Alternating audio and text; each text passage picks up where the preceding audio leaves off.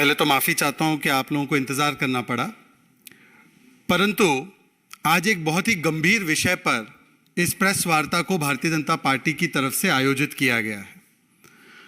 AAP का मतलब आम आदमी पार्टी तो उनके पार्टी वाले मानते हैं, पर मुझे लगता है कि एएपी का मतलब अब परिवर्तन करके, उसका रेनोवेशन करके और अधिक प्रोपेगेंडा कर देना चाहिए, क्योंकि प्रोपेगेंडा फैलाने के अलावा आम आदमी पार्टी के पास और कोई काम तो बचा नहीं है।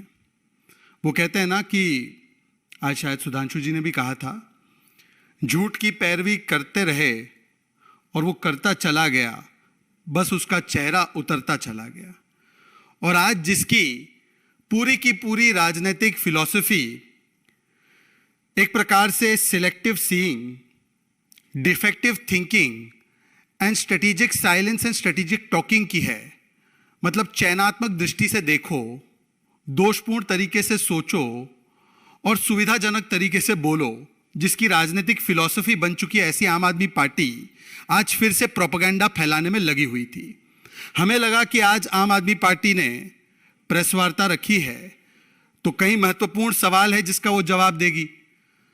अब आपको तो पता ही है कि घर भी नहीं खोलना है और उस पर मुंह भी नहीं खोलना है। 45 करोड़ का जो रेनोवेशन किया है, जिसमें बड़ा आलीशान मार्बल लगा है, आलीशान इंटीरियर वर्क हुआ है, हमें लगा कम से कम आज ये ऐलान कर देंगे कि आइए मीडिया वाले, आपको घर में दिखाते हैं कि क्या क्या खर्च किया गया है, कितने का टॉयलेट का कमोड भी लगा है, कितने का वहाँ पर ऑर्नामेंटल वर्क हुआ है।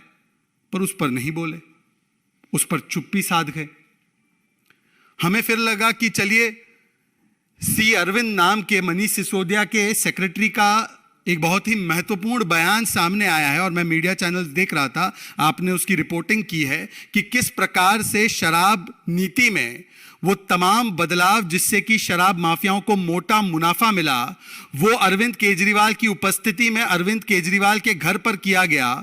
तो मुझे लगा कम से कम आज आकर उस पर ही बोल देंगे, क्योंकि हाल ही में कोर्ट ने भी कहा है कि शराब घोटाले का आर्किटेक्ट मनीष सिसोदिया थे।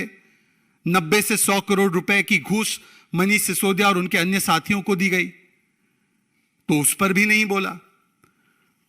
हां, पर सौरभ भारद्वाज जी आए, मंत्री है सरकार के, और जिस प्रकार से भ्रष्टाचारी शिष्टाचारी बनने के लिए और अपनी लाचारी छुपाने के लिए नाखून काटकर शहीद बनने की एक पूरी कोशिश की गई, ड्रामा कार्ड खेला गया।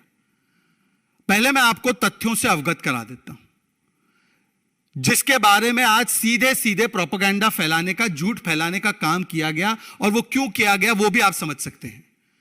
आम आदमी पार्टी जब से भ्रष्टाचार के मामलों में उन्हें कोर्ट से राहत नहीं मिल रही है, सत्येंद्र जैन हो, विजय नायर हो या मनीष सिसोदिया हो, आम आदमी पार्टी ने देश की स्वायत्त संस्थाओं को, संवैधानिक संस्थाओं को और देश में निष्पक्ष तरीके से काम करने वाली एजेंसियों के खिलाफ एक प्रकार से, जैसे कांग्रेस का तो होता ही था रवैया, वैसे सुपारी उठा रखी है कि कैसे इन एजेंसियों को बदनाम किया जाए, कैसे इन एजेंसियों के मनोबल पर चोट की जाए, कैसे जो कार्रवाई भ्रष्टाचार पर हो रही है लगातार इन एजेंसियों के द्वारा उसको रोका जाए, क्योंकि कहीं ना कहीं आज आम आदमी पार्टी लालू प्रसाद यादव और कांग्रेस पार्टी के साथ खड़ी है।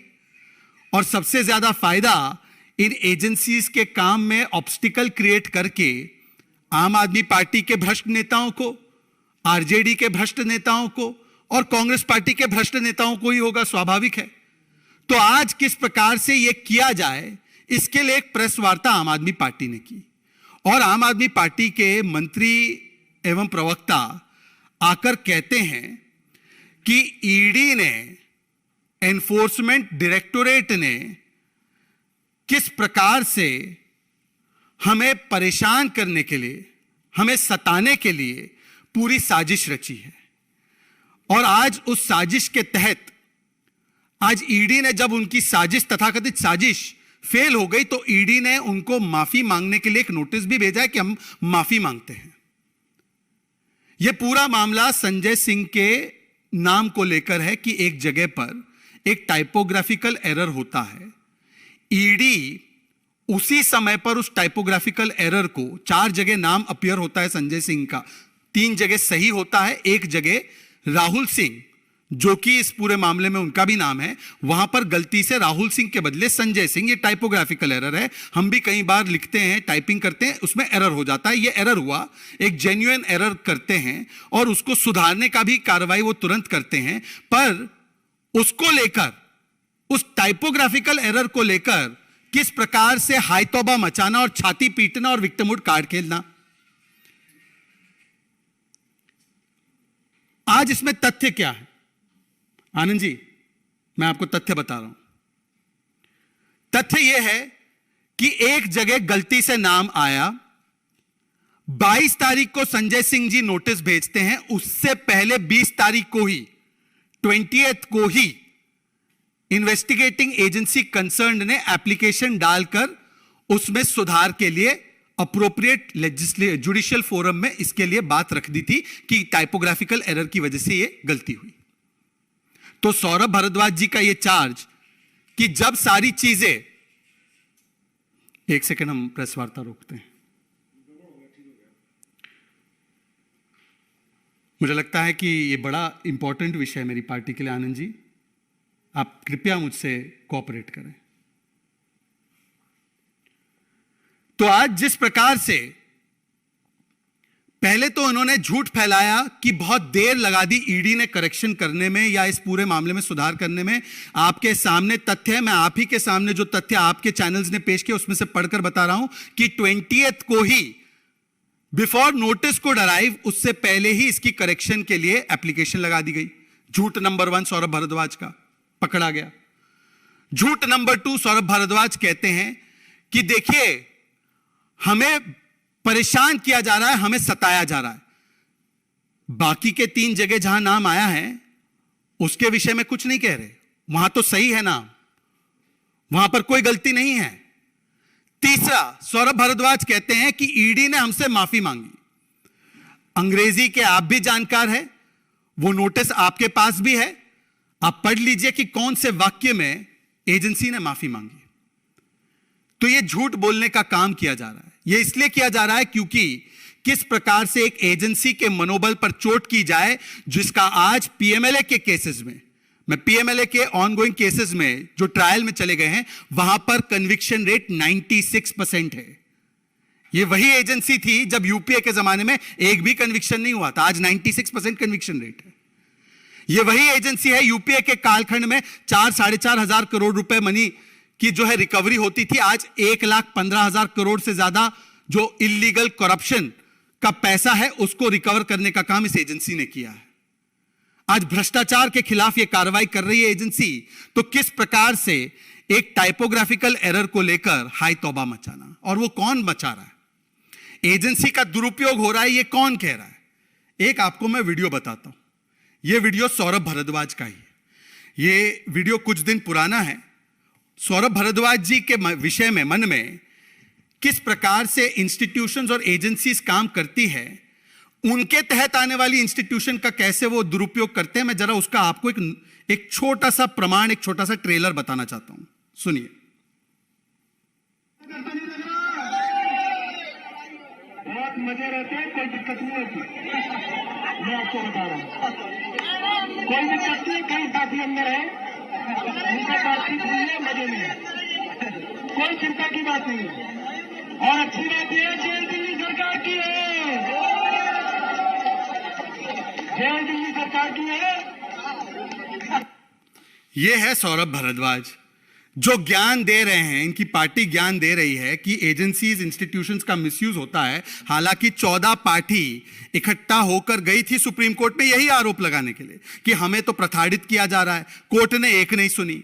10-11 महीने से सत्येंद्र जैन अंदर है हवाला घोटाले को लेकर, कई महीने हो चुके हैं। विजय नायर, इनके चहीते नेता, जेल में हैं, उनको राहत नहीं मिली।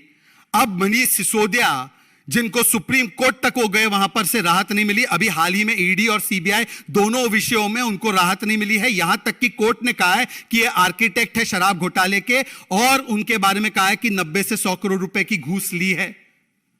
और वो सौरभ भारद्वाज जो कह रहे हैं कि दिल्ली के अंदर जेल हमारी है, वहां बड़े मजे होते हैं। हमने बातचीत किससे की होगी? सत्येंद्र जैन से की होगी। सत्येंद्र जैन से बातचीत कर ली है, वहां पर ऐशो आराम होता है, इसलिए कोई परेशानी की बात नहीं है। दिल्ली सरकार की है, जेल दिल्ली सरकार की है, ये सबको ज्ञान दे रहे हैं। इसीलिए मैं कह रहा हूं, ये selective seeing, defective thinking and strategic silence के मरीज है। और आज मैं उनसे कुछ सवाल पूछना चाहता हूं। विषय संजय सिंह का है। संजय सिंह को तो झूठ बोलने की ऐसी आदत है, उन्होंने तो राष्ट्रपति को भी लेकर किस प्रकार का झूठ फैलाया था। अभी हाल ही में संजय सिंह जी और आम आदमी पार्टी के तमाम नेता जरा ये तो बताइए कि अगर ये स्ट्रेटेजिक साइलेंस और डाइवर्जनरी कार्ड नहीं है, तो जो मुख्य मुद्दा है आज, जो सारे मीडिया के लोग पूछ रहे हैं कि 45 रुपए का मफलर डालते डालते ये 45 करोड़ का रेनोवेशन किस प्रकार से हुआ, और रेनोवेशन हुआ तो हुआ, संजय सिंह जी कहते हैं कि रिकंस्ट्रक्शन हुआ। यह संजय सिंह का पहले दिन का अधिकृत बयान है, जो मेरे पास मीडिया के माध्यम से डॉक्यूमेंट आए हैं। यहां पर तो टेंडर जो दिया गया है, इसमें तो रिकंस्ट्रक्शन कहीं नहीं लिखा है। हां, यह जरूर लिखा है name of work addition alteration in the residence of honourable chief minister at 6 flag road.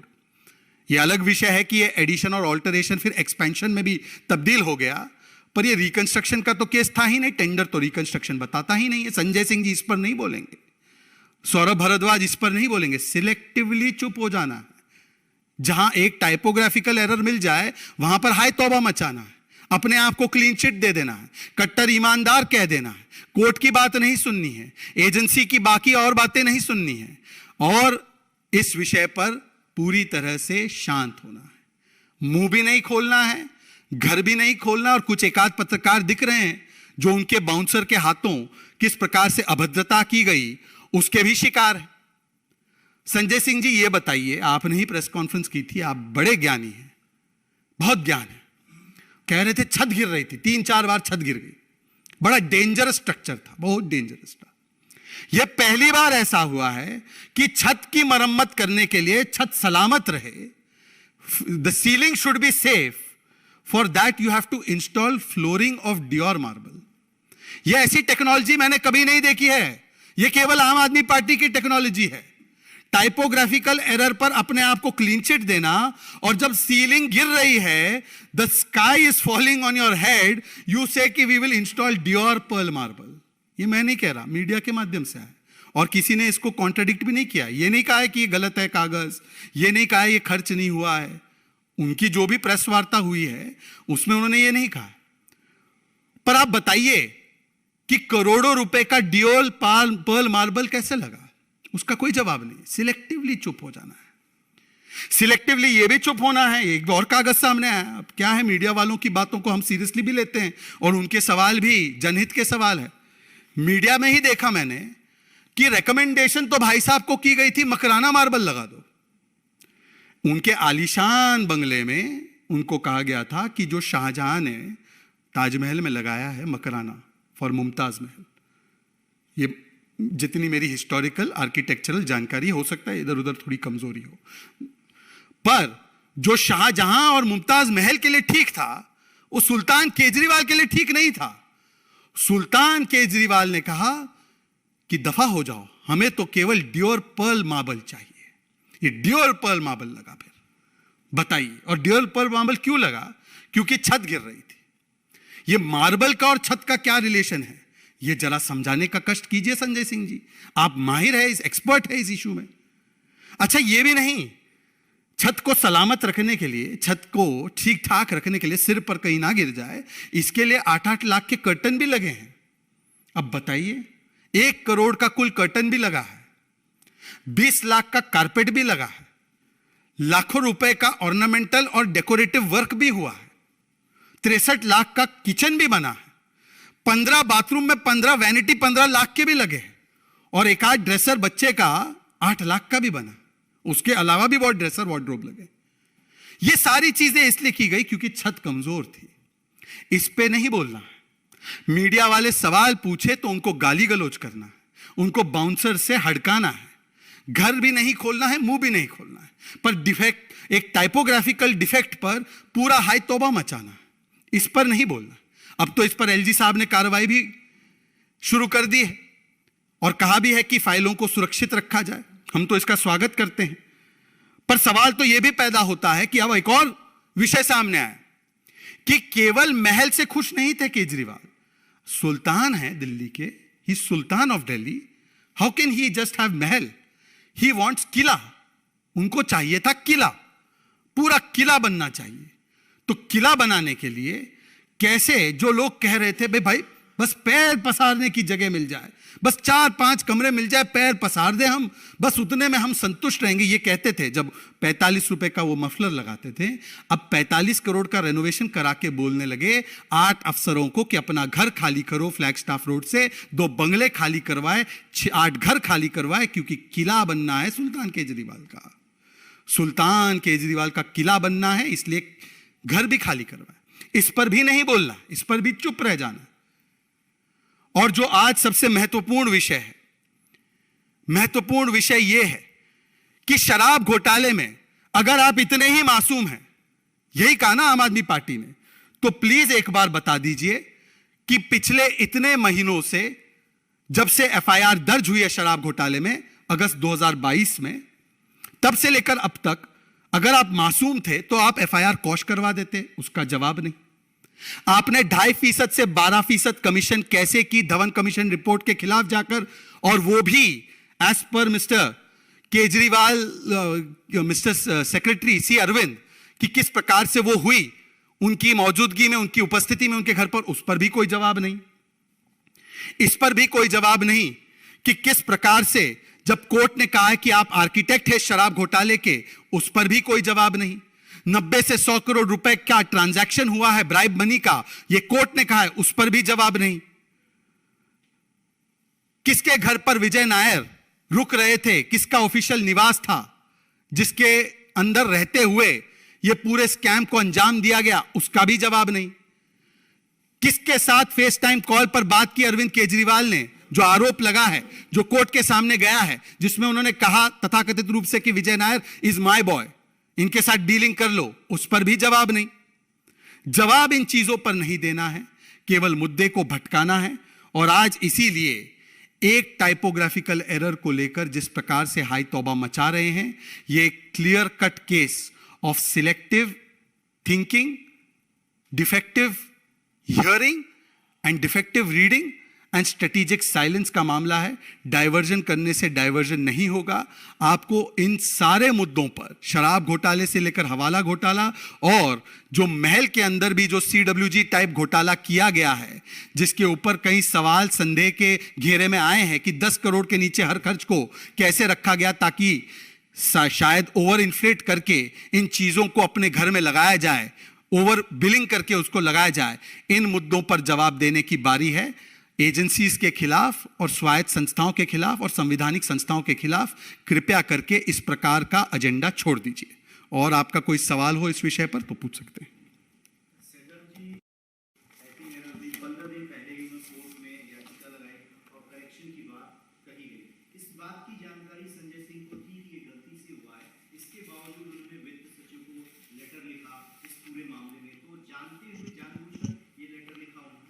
देखिए, इस पूरे मामले में किस प्रकार से आम आदमी पार्टी जो पूरी तरह है बौखलाही, वो किसी भी मुद्दे को लेकर मैं विक्टिम कार्ड पर उतर कैसे आऊं, यह दिखाने की उनकी चेष्टा है।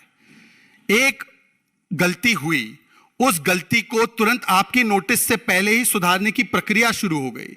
निश्चित रूप से आपको भी इसकी जानकारी है, मीडिया के माध्यम से सभी को इसकी जानकारी थी, परंतु क्योंकि उनको कोई भी कोर्ट से आज तक किसी भी विषय पर, चाहे शराब घोटाला हो, हवाला घोटाला हो, उसमें राहत नहीं मिल रही है। और जो शीश महल कम ताज महल जो उन्होंने बनाया है किला सुल्तान केजरीवाल का, उस पर जो सवालों के जवाब से भागना है, तो कौन सा वो मुद्दा लेकर डाइवर्ट करने की कोशिश की जाए, आज उसी प्रक्रिया में, उसी श्रृंखला में ये पूरा का पूरा ड्रामा रचा गया, ये विक्टिमहुड कार्ड खेला गया, और जो असली मुद्दे हैं उसको एक तरीके से भटकाने की ये पूरी प्रक्रिया थी। देखिए, पेड़ तो तब कटे हैं जब ये लोग अपनी मूल विचारधारा से कट गए हैं।